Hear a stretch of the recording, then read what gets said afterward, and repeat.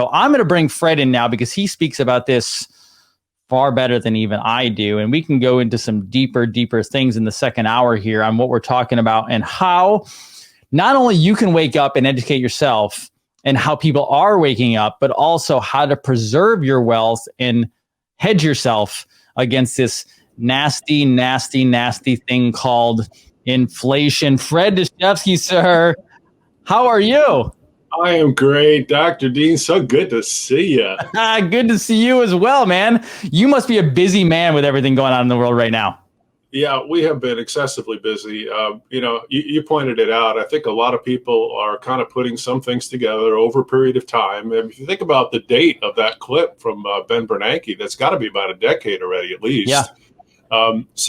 Think about how long ago we've been trying to get this kind of conversation going. And Ron Paul, of all people, in Congress, has probably been the best ally for sound money I've ever seen in my lifetime. He spent his entire career basically trying to promote the concept of real constitutionally issued money because he understood it from a standpoint of history that paper money does not retain value. And as he researched the reasons why, he began to kind of unravel it from the point that we had unlocked the paper money from having that gold and silver standard, which was designed specifically to prevent the kind of problems we see now, which is a rapid increase in the supply of money. And this is what he deemed to be the dangerous problem for the public, because, when a government spends money it doesn't have, which it does perpetually, and in fact, it's accelerating the rate at which it's spending money it doesn't have. Unfortunately, it has to issue debt in order to cover the gap between what it's bringing in tax revenue and what it's spending. So that means taxes have to increase. And when the Federal Reserve goes out and purchases like Treasury debt and Treasury bonds, it is trying to expand the supply of money and subsequently also try to control interest rates in order to prevent the results of all the printing of money from being, let's say, perceptible to the average American. And I think there's an interesting point here that Ron Paul kind of alluded to. There was a lot that we could unpack there in those comments because it was very substantial. And if you really don't recognize the depth of what was being said, you could just pass it off as a couple of sentences of conversation. But what was critical there was the idea that we do have a fundamental problem of accelerating the rate at which money is printing and what impact that has on the average American. And I think this was what he was trying to get Bernanke to engage in is he's saying, look, on the one hand, your mouth is going and you're telling us there's no inflation and the Fed has got everything under control. Meanwhile, this was way before the ridiculous amount of spending that's happened the past couple of years. If we look at the current environment, I think, Ron Paul would be flipping. If he were still active in Congress the way he was then, I would love to see him take on, Jerome Powell as the new Fed chairman. So, we've shifted now to a new Fed chairman he's in a state of denial, the way I would put it. He's started by saying there was no inflation. Inflation was not a problem. And then in the past year or so, statistical data overwhelmed the economists to the point where an average person would have a hard time trying to provide an argument that there was no inflation. Everybody could see it. We need to realize something, though. There is a kind of a dual-edged thing here going on. First, there is a monetary expansion. That is really the inflation. In other words, when the supply of money increases faster than the economy grows, that difference between the two is really the actual rate of inflation. The result of that is higher prices. So by the time you feel higher prices in an economy, you're already getting the impact of inflation that was probably created 6 months or a year ago, because monetary policy is slow in the way that it moves through the economy. So we have to look at the cause, and there is definitely a relationship here. If we expand the supply of money faster than the growth in the economy, we create a problem. And I think this is what Ron Paul was alluding to. He saw this kind of curvature beginning to accelerate, and he was worried. I would love to hear his comments in today's market, looking at the current numbers. They're staggering.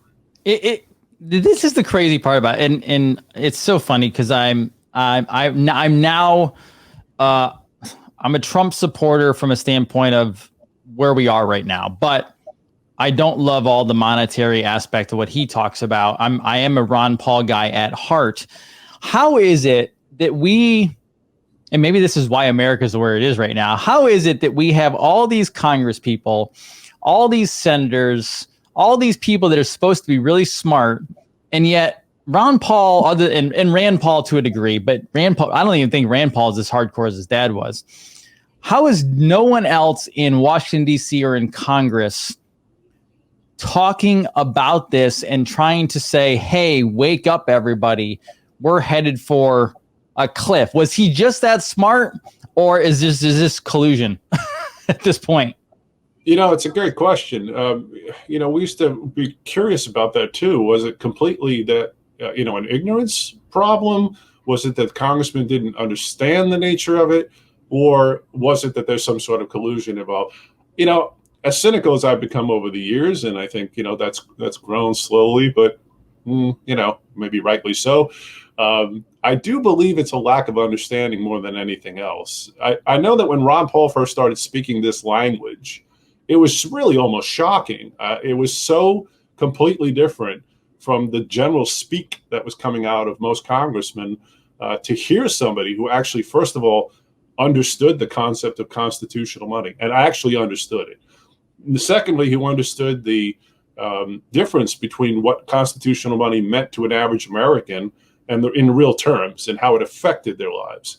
And then third, knowing enough to be able to say there is a resolution to this. We can contain this problem if we will simply agree to come back to some sort of standard and have a realistic outlook. Either that, or at least admit the truth. And, Jerome Powell has been very interesting lately. As I said earlier, I kind of look at him as a person in a state of denial. He spent weeks in public comments saying, there's no inflation, there's no inflation, there's no inflation. But then the statistics came out, and it became ridiculous to try to make that argument anymore. The price of food had increased so much. The price of steel had gone up, and lumber costs and labor costs are increasing. Everyday things, healthcare costs that people have to deal with, that they don't have a choice, energy costs and food. And so he went from the denial that there's no inflation to, okay, we see inflation, but we deem it temporary. So that was the new argument. So we're not going to deny inflation anymore. We're going to say, okay, all right, maybe there is inflation, but don't worry because it's not going to last. Well, then that argument seemed to fade away too, as it just kept going, and it didn't seem to fade away as quickly as they would have expected. So then it became, okay, we're not going to say there's no inflation.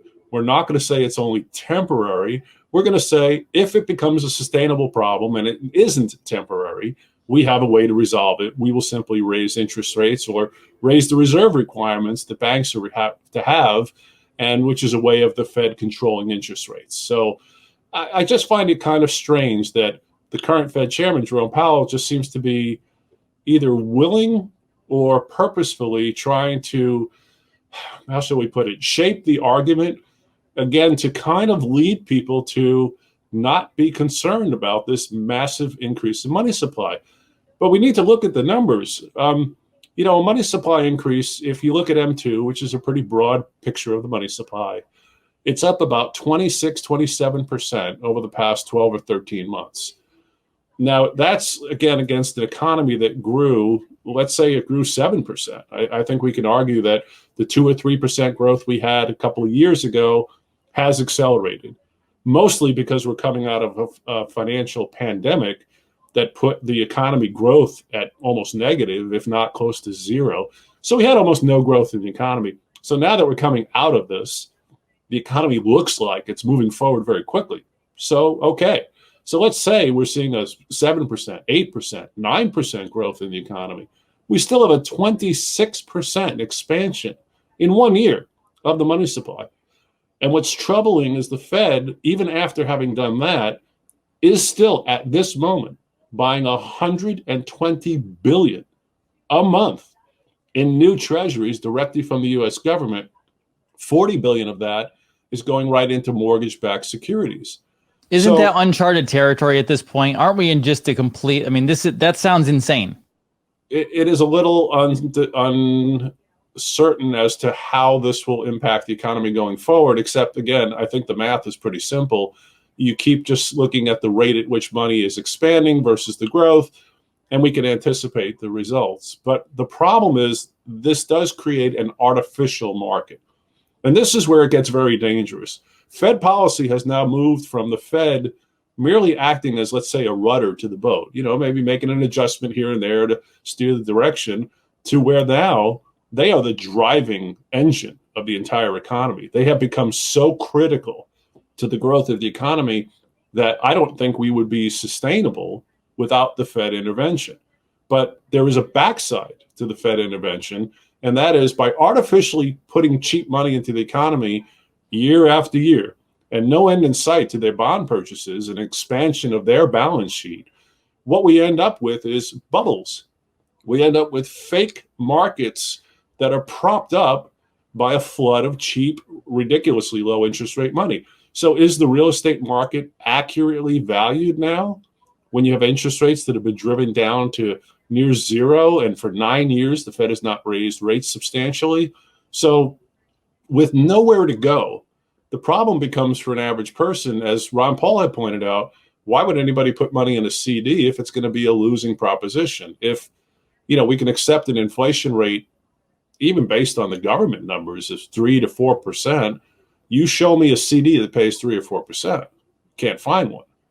You might get 1% if you do a jumbo. If not, you're looking at less than 1% interest given to you by your bank. With a rate of inflation, let's call it even 3 or 4%, you're actually losing money every year by putting money in the bank.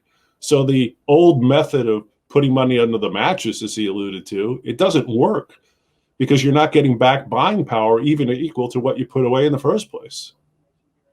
Sounds like it sounds like we are going down a slope, but at some point there is a ledge that you have to go over on the slope, because I have not looked at necessarily the price recently, but you also have this big picture from an economy standpoint, but then you also have this the small scale, and it's not small scale, but it's the everyday living of the American population. And right now, yeah, the economy is still going well, as they say, when you head over, look at the stock market, it's going up and people are still getting paid and there's jobs. And right now, people, it's hard to even hire somebody right now because you can't even find necessarily workers for all the jobs that are out there. But at some point, that $6 pound of meat that just went to like $9 and $10 and then might go to $15, it seems like that ledge has to come somewhere that you fall over. And I don't know, is that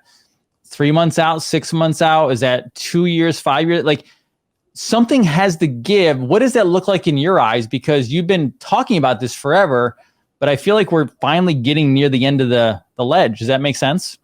Well, we have been talking about this. I mean, I'm on my 37th year in this industry, so we go back that far. And, when we used to look at numbers and statistics, they were pretty frightening back, early in our days. I remember in 1990, there was about $3 trillion in the money supply. And, silver was 4.5 or maybe $5 an ounce. Today, we're at $21 trillion or so or more in the money supply. And the natural environment has changed the price of silver to $26 an ounce. So as we move forward, I see the benefit for investors to hold physical gold and silver. As Ron Paul pointed out with his little silver round coin he was showing, I guess the idea would be pretty straightforward, that we do know that paper money will have to continue to be inflated. Is there a cliff is a good question. We have interesting problems. The government runs out of money in 3 weeks. We have our constant battle of Congress setting a debt limit, which is such a joke, because they said this for the last 10 or 15 years, that we're setting the limit and we're going to say, if Congress gets to this level, we will not allow it to print another dollar. We will not spend another dollar until we raise enough revenue to stop the bleeding. But every time they hit that limit, Congress folds. And what they do is they simply say, okay, well, we hope to curtail our spending, but now we've hit the limit we had set ourselves last year. So here's what we're going to do. We're going to raise the limit. We're just going to say, okay, we can deficit spend more. And then we do that again and again. Well, we're about to hit this level again, July 31st. The government runs out of money. So Congress will be forced to do one of two things: shut down the government, shut down payments to everybody that gets, the government expenditure money, and we'll have to stop spending money on funds it doesn't have, or it will turn around and raise the debt limit. What do you think they're going to do? That sounds like a bad idea, considering already that we just came off the quote unquote pandemic and we already had a shutdown of an economy that they had to restart as fast as they could. So there's already a problem because it takes potentially a decade to like recover from that. But now you talk about possibly the shutting down of government. And the last time I recall this happened, and tell me if I'm wrong on this, but I remember a lot of government workers were out of work. I think, was it just a few years ago? I think it was. I remember people telling me they had government related jobs and they were out of work. They were going to get paid, but like not until it started back up, and that could take a month or 2 months. Like that doesn't sound good for an already struggling economy. Am I off on that? No, you're absolutely right. It's an unhealthy thing for the government to have to shut down and not be able to provide the services that it has to provide. I mean, we can certainly talk about what's realistic and what's right about what a government should do. Does a government have an obligation to take care of its citizens? If so, at what level? What is important? Should they be paying for? And what does it have to pay for? Well, one of the most important things the government has to do, without exception, is maintain its ability to pay its debts. If the U.S. government even once defaults on its debt obligation, there's your cliff. That's game over. The entire economy would collapse on itself like a black hole sucking up matter. There would be no end in sight, because the relationship between our ability to sustain our economy and our ability to create debt is based on the willingness of somebody to buy that debt. And if I'm writing you checks because I owe you money and my checks start bouncing, at what point are you going to stop and say, okay, you can't borrow any more money from me, and I'm going to demand something in terms of payment for what you already owe? The U.S. government simply cannot afford to find itself in that position.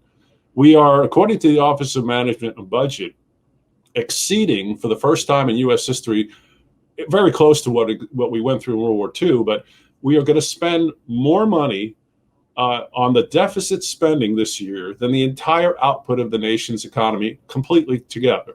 So more than 100% of the gross domestic product that we generate is going to have to go to pay debt service. And this is with interest rates as low as they are. Now, you may not think this is critical, but think about it. You're carrying a credit card debt of a few $1,000s, and the interest payments might go up a couple of points. How dramatically does that change your monthly payments? It's there. Now, on a mortgage, it's more important. Why? Because we're talking much larger numbers. Instead of maybe a few thousand, now we're talking a few 100,000. So the increase in interest rates is important. Well, now multiply that to a government that is $31 trillion in debt, and adding about $1.2 trillion to that debt every year with no end in sight. Now you start raising interest rates. The carrying cost alone becomes very problematic. And the Fed only has this option of raising interest rates to fight inflation.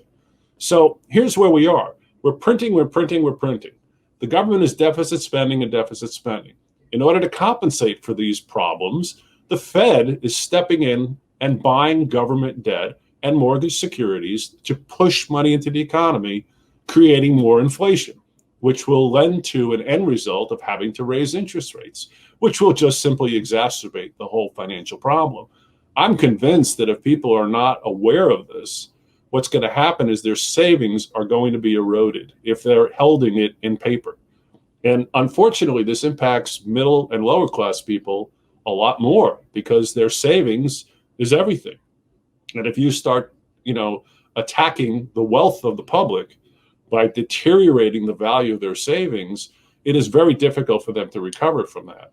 So the only compensation that individuals have is to make sure they're not denominating their wealth in these paper notes that we know can't retain their value. This is why I've been such a big proponent. And I really appreciate you out there letting people know that there is an option. You can accumulate constitutional money in the form of silver and gold coins, and these increase in value as we print more money. So I look at it with the expectation that I don't see the government getting control over its deficit spending, especially since we have new programs coming out that might add $1 trillion or $2 trillion more to the government debt to move forward the economy. I think people should be aware of the fact that this will create a much weaker dollar.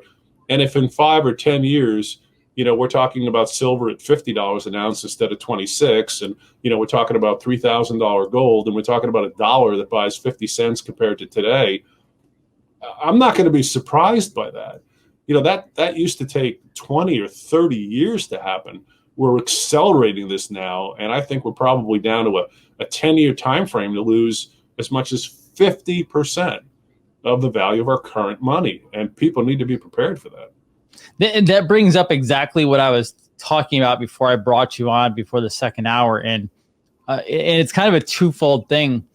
I look at the gold and silver price on a daily basis, and the running joke on a lot of people that I watch out there on YouTube who are kind of in this world, and whether they don't necessarily own a business like you do that deals with gold and silver coins, but they're in this world of finance and they're watching it, and a lot of them are in cryptocurrencies and things like that. And the running joke, I mean, literally, we're laughing at this point. It's not just a concern; it's a laugh of how much more manipulated can the silver price be and the gold price be because of what's happening with the dollar supply. And that connects to the question, because you can add on to this, is people are waking up. I mean, I actually think right now, unfortunately, the people who are not waking up are actually a lot of the older generations from, say, 50 or 60 years and older, because I'm watching people out there in the online world who are 18 years old, 20 years old, 30 years old, and they're talking about this more than I hear, like, my in-laws talk. My in-laws I love them, but they're oblivious to the fact that their retirement is technically on the line, while we're all I'm buying gold and silver from you faster than I can pull money in because I see it happening. But those two questions, people learning and the younger people learning, as well as that manipulation of gold and silver, do you see that happening? What are your thoughts in that area?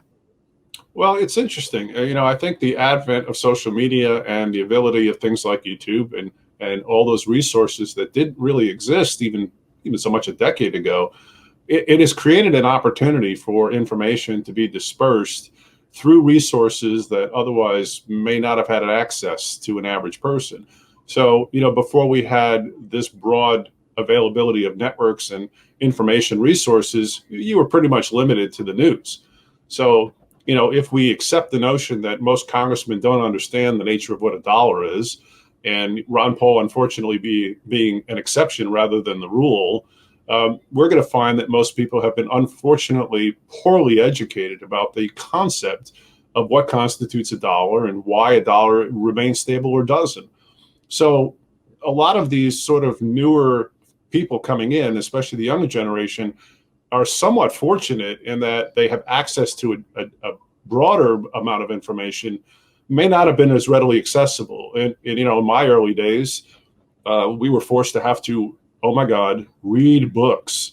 I hate to say, yes, we had to sit down and actually read books. That's how we learned.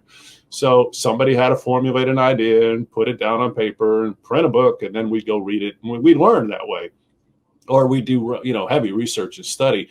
It required a lot more effort. Nowadays, of course, you have absolute access to all the information in the world at your fingertips. So I do see that helps quite a bit in enabling a younger generation to be a little bit more aware. I think it's wonderful that this conversation occurs more amongst a younger group of people, because it allows them time to be able to become familiar with what's going on, so that whatever they can do, even if it's incremental, starting at that young age, what you can do in your future is huge. If you're retired, your big fundamental problem is you don't have a new source of income outside of, let's say, return on investments. So you have to protect whatever value you have in your savings. And for those people, it's essential to have some physical gold and silver coins. Otherwise, if your in-laws are out there completely exposed to the paper money, there's going to be kind of a rude awakening. I talk to people all the time that kick into that retirement point, and they look at what they did and said, well, we did what we were supposed to. We saved money, we put it in the 401ks, we invested in the stock market. But what's driving the stock market? Even that. Why is the Dow at 33,000 today compared to, what it was in, let's say, 2008 when it was a couple of thousand? What's driven it? It's all been driven by cheap money. So we have artificial markets that may not be sustainable, and you shouldn't count on them with 100% of your wealth. I've always been a fan of diversification, not because I deem that, we might see the actual end of the dollar and that it might become completely worthless. But I don't see any way that it won't become substantially worth less as we move forward, because the government can't control its deficit spending, and the Federal Reserve has intervened too much in the economy. Like I said, they are such a critical variable now in the sustaining economic growth that if they make a misstep now, it is much more critical than it would have been years ago. That makes total sense. I mean, it's I still find it mind-boggling to know what I know, learning more from you, and then watching this narrative being played out on TV on a daily basis of how everything is okay and everything will be fine and we have it under control. And if you have any semblance of awakeness at this point, you don't have to be a genius. You don't have to go to Economics 101 with Fred to know something is wrong. And, I'll be honest with you. We talk about safety and security all the time. And obviously, financially, everyone wants to be safe and secure. I used to be, before I knew this, feel safe and secure with money. I was like, okay, we have a lot of money in the bank accounts. We are safe and secure. And then when I started waking up to this knowledge of what gold and silver really were, which started for me probably a decade ago of listening to you guys, and then diving in finally to it, because there's one thing to learn it. I actually had to jump in. And it took me a while to actually do the purchase, because people don't wrap their minds around, like, it doesn't always take, thousands upon thousands of dollars to get into this market. You can buy a silver coin. It's not that expensive. You may have to go to a coin dealer for that, locally, because depending on who you go to, they may require you to put some more money into it, but it's not required to have millions of dollars to get into this market.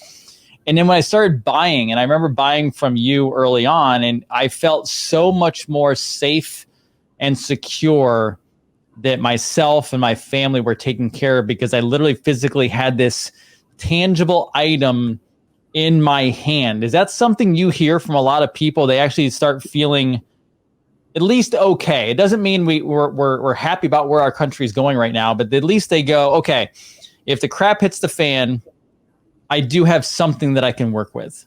Sure. There's a definite sense of stability and security in protecting your wealth, and knowing that you've got yourself somewhat secured and protected. You don't feel as exposed. And then as, like you said, a black swan event can come out of nowhere, or we get bad economic news, or the stock market takes a significant correction. The people that have this physical asset, they're kind of feeling a lot better about the idea that they did take that protection, that minimal protection. I guess I've always made the same analogy that it's like, if you own a home, you don't expect the fire to burn your house to the ground, but you're unlikely not to have fire insurance, because you want to be able to sleep at night in the event that something happens. There's nothing that's going to compensate you for the loss you'll experience if your house burns down, all the personal things that you would lose that would be unrecoverable, that have more value than money can be attached to. But the concept of having that safety net, of knowing, okay, at least I can rebuild the house and I have an insurance policy protecting me. This is sort of the same thing with having gold and silver coins. It's your monetary insurance policy. It's protection against the things we can't control.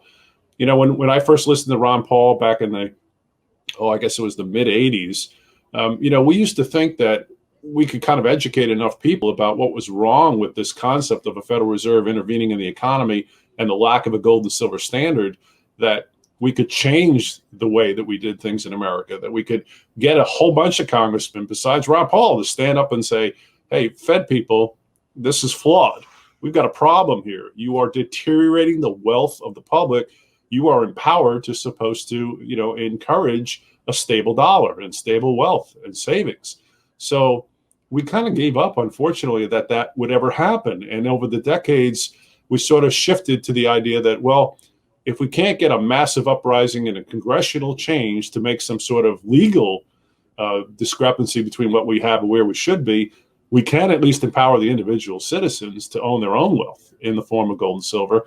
And that would be the best way to do it. So each person that empowers themselves not only will probably feel better about their own wealth, but it actually benefits all of us. The more individual people in America that have some form of real tangible wealth, the stronger we are as a nation. We can at least stand up and fight against something that we don't like. If we're all enslaved, and I hate to use that word, but effectively, where are we? You know, if you don't have gold and silver coins, you are effectively a slave to the US dollar. You're counting on it for your future. You're using it every day because you're forced to. You know, we have to pay our taxes in US dollars, so there's a perpetual demand for it. But what happens if you're counting on that as your retirement and the value of it is slowly being eroded out from under you? They don't send you notices in the mail like they do when you have a bill. It says, hey, you owe us and you haven't paid. They don't tell you your dollar just lost 6% of its value last year. They don't tell you holding savings is a detrimental method for your wealth protection. They don't tell you that the government is going to spend its way out of its problems and end up eroding your wealth. They don't tell us that. They tell us everything but that. They tell us there is no inflation. There's nothing to worry about here, nothing to see, folks. Look away, no problem going on. And then at the end of the line, people just find that the money they put away, it just doesn't seem to buy as much as they expected it would. And I think this problem is going to get far worse over the next 5 or 10 years, so much so that I think people are going to be all but blindsided by the rapid rate of increase in the rate of inflation and the damage that it does to the dollar. Because remember, it's print money first, then it wakes its way through the economy, and the result then is the higher prices we're all forced to pay. I'm guessing gold and silver is flying off your shelves, sir. We are going through an awful lot of product. It's incredible. I've, again, been at this a long time. The number of transactions has been stunning, the sizes of the transactions, but a lot of people are beginning to put it together. And you did point out something that, it's not only for the wealthy people. This is about percentages. It's about making sure that maybe 15% or 20%, depending on how you feel about the economy, of your long-term money is not in paper. And if you have a smaller amount of money, then that 15 or 20% is a smaller dollar figure. And that's where you want to get to. And it doesn't have to happen in one purchase. It can happen incrementally over a period of time. You just stash away what you can, build your reserve up a little bit, your little stash pile, as we like to call it. And eventually you'll find yourself in a position where, you feel comfortable with the idea that you're not counting 100% on this US dollar, because we're struggling now. And again, COVID is a perfect example of a black swan event. Nobody saw that coming 3 years ago, 2.5 years ago. We would not have expected that would have been the prevailing news of what's driving the economy, but yet here we are. And the results are staggering. The Fed's balance sheet has exploded. I mean, I don't know what else to say. In 2019, I made an offhand comment when the Fed had $4 trillion on its balance sheet, that if it kept buying bonds at the pace it was saying it was going to do this, and we kept printing money for stimulus packages and things, by the time COVID was done, the Fed could end up with 9 or 10 trillion on its balance sheet. Well, Office of Management and Budget is predicting we're going to be at 9 trillion by next year. Can you just bankrupt them? Is that possible? Well, what happens is it's kind of a good faith and credit problem. So the Fed can continue to build its balance sheet, but it eventually has to settle it. It has to unwind all these debts that it purchases. And the problem is, who is able to buy $9 trillion worth of bonds and treasury securities off of the Fed's balance? There isn't anybody out there that can do that. There's no short unwind. We're carrying debt from 2008 that's still on the Fed's balance sheet from the last massive fiscal crisis that forced the Fed then to increase its supply of treasuries and bonds and securities. So if we're still sitting on crap that was left over from 2008, and that's when there was only 4 trillion on the balance sheet, here we are now in 2021 with, we'll call it 9 trillion, there's 8 plus. How long will it be before we can unwind that? It's going to take at least a decade, if not more. We'll still be talking about this stuff in 2032, about what we did as a country back when the COVID crisis hit in 2020. We'll be paying for this for A good 10 years. They technically went bankrupt without really going bankrupt. Like they should have called bankruptcy, and we kind of just let them go because of the way the system is tied to it. And it's really interesting because it was a hard pill to swallow when I realized how much money based on income we had to put into gold and silver. Because again, like just like anybody else out there. So anybody else out there right now who's like, I haven't started, I don't know what to do. Just start somewhere. I just started somewhere, and it was like, oh my gosh, I got to put this much away, because if you put that 10 to 20% away, that's very, it's a big mountain to climb in the very beginning, or even to look at. But yet when you start getting going, it actually becomes easier. And then the funny part, Fred, was the rest of my budget. I mean, not that we're frivolous spenders, because we're not, but it was almost like the rest of my budget became easier because I stopped spending money on, things that I really didn't need, because I started focusing on the things that were important, which was the gold, the silver, to have that for investments. I didn't put anything in the stock market. And then I started putting money that I would maybe put in savings. And I realized, just like you see this, and you probably talk to people every day about it, is savings or money market gets me nothing. I actually started putting that money into crypto on the side, which has made me a lot more money than any money market or savings account. Well, I find the rationale for looking at crypto and looking at all these alternatives is because of the flaw in where we are right now. With this artificially low interest rates, it's created a problem.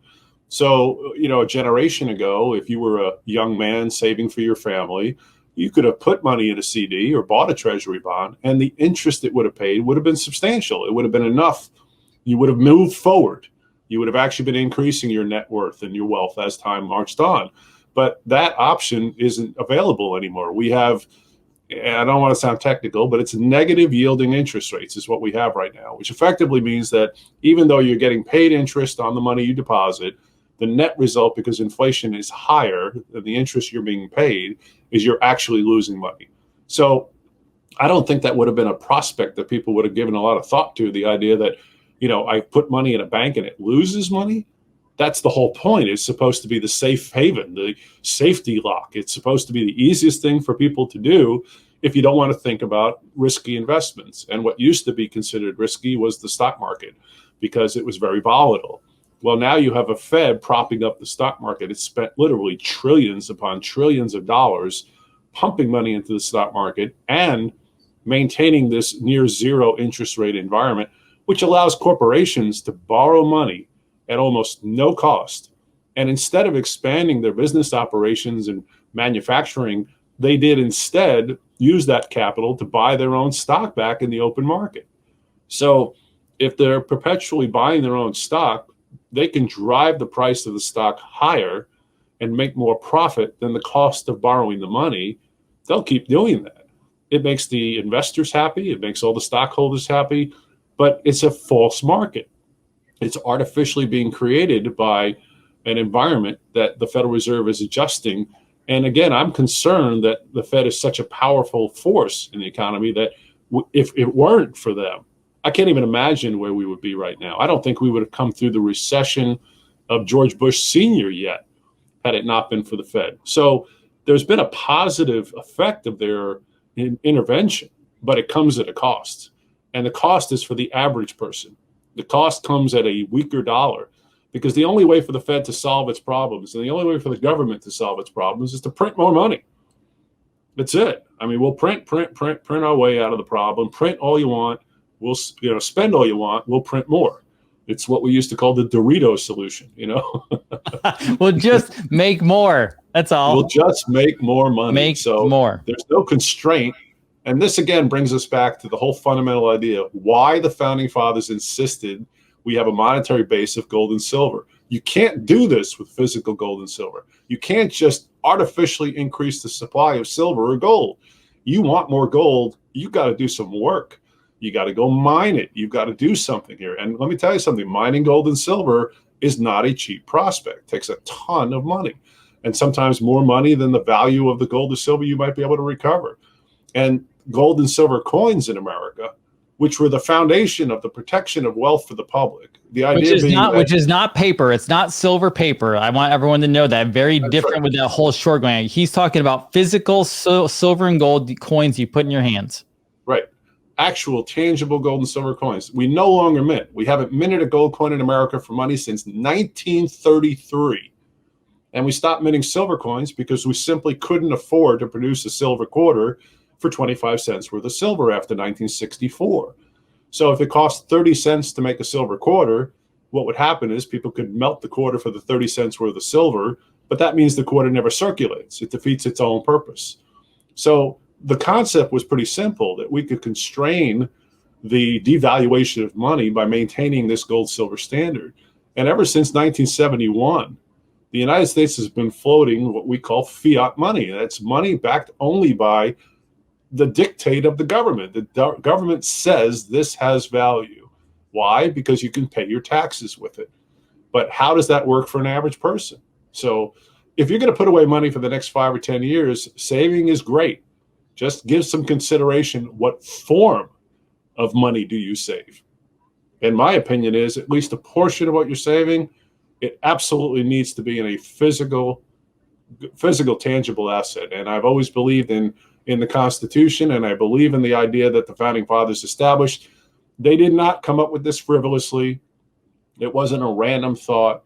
These were well-educated men who spent an awful lot of time doing an awful lot of research into even the banking history. They looked at all the way back to the Bank of England and how in the 1690s, they were able to influence the King of England, who didn't have a Congress that he had to answer to, who could do whatever he wanted. He was the sovereign king, the ruler of his empire. And yet he became ingratiated to his bankers because he was forced at points to borrow money. And once you owe money to somebody, they have a little bit of say in what you do in your future.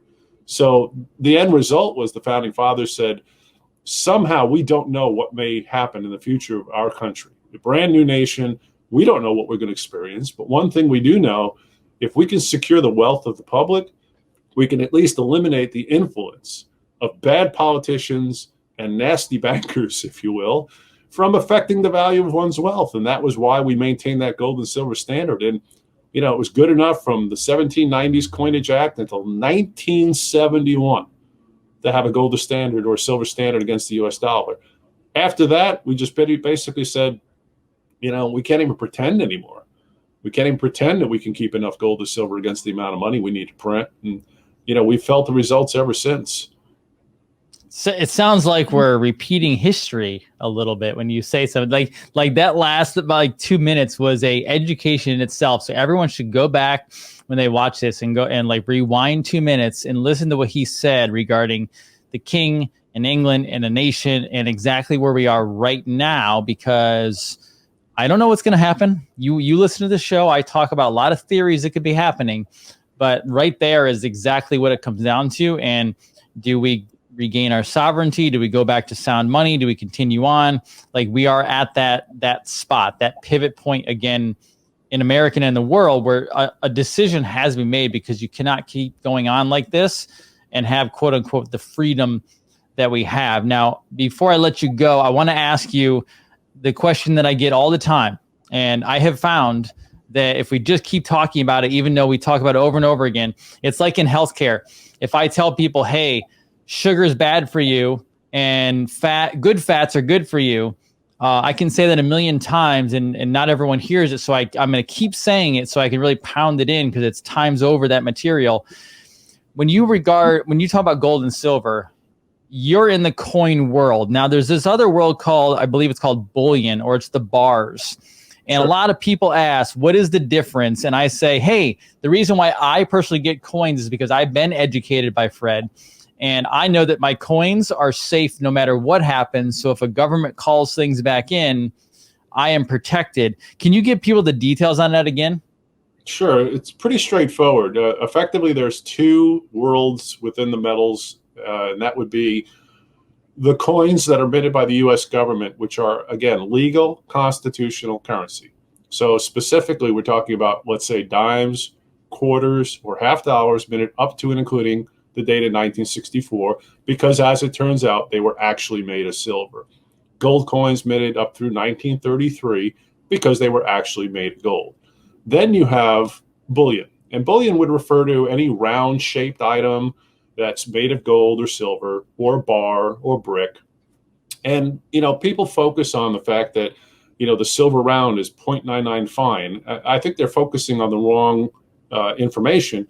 The purity of it is irrelevant. Nobody's making silver bars that are only 50% silver. All silver bars are 999. Every silver round is 999. They're all silver. It's like saying I bought a piece of plywood, a 2x4, and it's 100% wood. Well, of course it is. That's what it's made of. So, the idea that these things are pure is really irrelevant. The idea is simply that there's two sides of the world. So now the federal government has decided, and it did this back early in the history of America, it will regulate the bullion world. What that means is it has a couple of fundamental problems. Number one, as a dealer, I fall under the auspices of the regulatory nature of this, meaning if you were to sell me a bar of silver, I write you a check. I am required by federal law, because that part of the world is regulated, I have to file a 1099-B. I have to send it to Internal Revenue. I have to include your name, your address, your social security number, and what you sold me and the amount of the check that I wrote. That is now income to you unless you can prove you bought that at a lower price, in which case only the difference between the two would result in an income for you.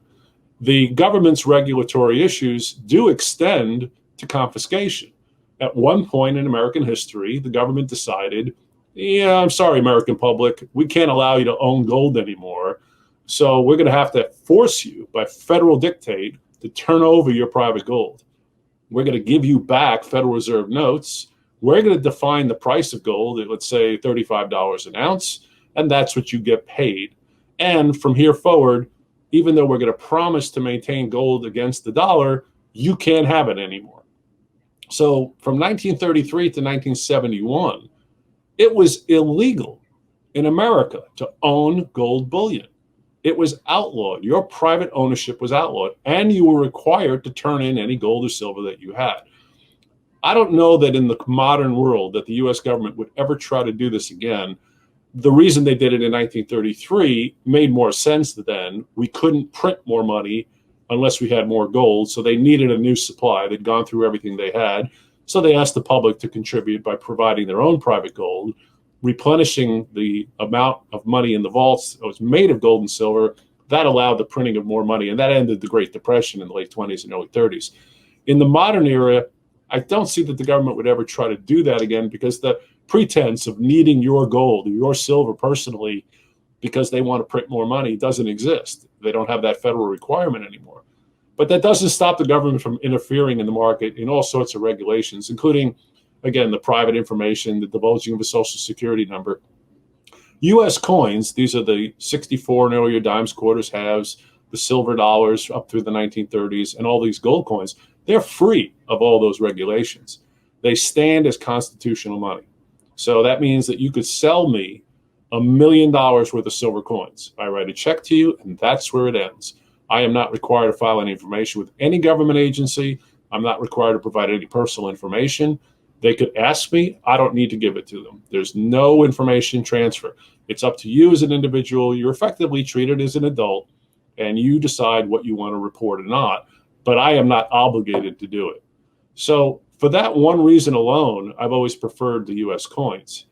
But the second part of this, which I think is much more important in the end in the real terms, is in 1964, when we ended the production of those dimes and quarters and halves, we cannot go back and make more of them.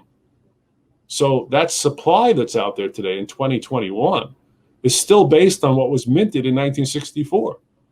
And it will not increase 5 years from now, or 10 years from now, or 20 years from now. If anything, the remaining supplies are diminishing as more and more people are putting this stuff away forever. They don't plan on touching it for 10 years, 20 years, leaving it for the next generation, for the kids and the grandkids. So as these supplies are being diminished, not only do these coins go up in price because of the price of silver or gold itself, but also the value of them as a coin, that portion of that also increases. And we're beginning to see an expansion of that value within the coin itself. So I love the idea that you as an investor, when you buy gold coins and they come to you in your possession, you own something that is already fixed in supply. So I always said to people, imagine, what do you think would happen to the price of a 100-ounce bar of silver if today they came out and said, scientists have looked at the earth and they've determined that, they've mined every bit of silver that ever will come out of the ground. That's it. We've got it all. So now whatever's out there above ground, that's it forever. I think the price of a 100-ounce silver bar would explode. The premium would increase dramatically, and demand would just go crazy. And we already have that with the gold and silver coins, yet the premiums that silver coins carry pre-64 are actually half or less of what a lot of the silver rounds out there these days are carrying. If you try to buy what's called a silver eagle, you're going to pay $10 to $12 over the spot price of silver. That's almost 40% more than melt. Wow. You take the silver quarter, you can buy one for about 25% over melt, even though it's legal currency and they can never make any more of them. So I think there's even a better value for the individual person in those coins to start with. But I love the fixed supply because as we've experienced this last year or two, there have been a couple of months where, when the whole Reddit thing happened and everybody jumped on the silver bandwagon, we literally couldn't get silver anywhere in the United States. I mean, it became problematic. You couldn't get a bag of silver coins, as they call it, silver quarters, dimes, and halves. And the premiums went up and kept going up as demand was stripping the availability. And I think that's a great future potential for investors. So those are the two fundamental differences, the regulatory issues, and in the end, to me, what's more important, the idea that the pre-64 silver and pre-33 gold coins are absolutely fixed in supply. So that pre-64 is more important than most people think. It's critical. After 64, people asked how much silver was in a quarter. The answer is zero. There was no silver in a quarter from 1965. There's no silver in a dime after 1965. So 1964 and earlier is the key. As long as the supplies of this stuff remain available, people should be stockpiling it. That's so insane to think about, that there's no silver in those coins, but it really is the truth. Where can people, I'm going to bring up your website, but let everyone know where they can find you here. Hey, there we are.